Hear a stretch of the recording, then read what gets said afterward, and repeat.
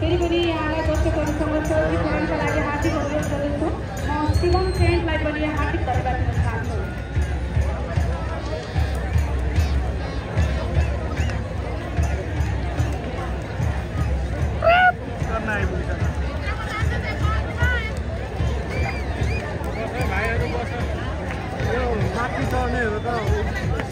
माथिबाट पनि चढेर नि उभिएको माथि पनि चढेर उभिएको